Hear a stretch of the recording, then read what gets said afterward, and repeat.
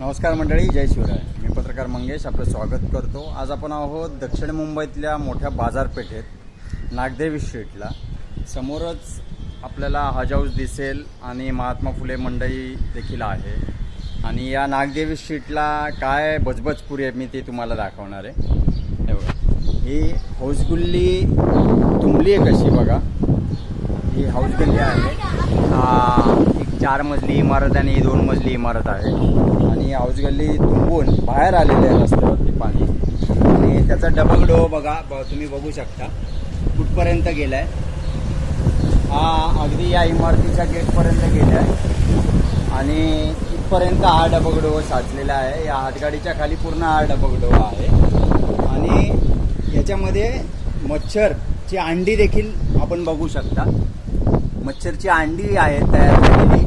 ती मलेरियाची आहेत का डेंगीची आहेत ते इथले जे स्थानिक बी वॉर्डचे अधिकारी आहेत, जो वॉर्ड ऑफिसर आहे निगरगट्ट गेंड्याच्या कातडीचे, ते सांगू शकतात आपल्याला तपासणी करून.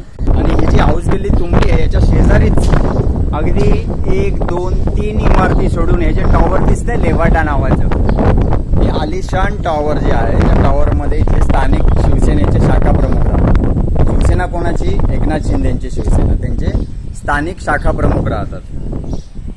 त्यांना देखील या गोष्टीचं काय सैरसूतक नाही की आपला वॉर्ड स्वच्छ राहावा. ते ब्लॉक अध्यक्ष होते अगोदर काँग्रेसमध्ये, त्यांचा नगरसेवक होता काँग्रेसचा.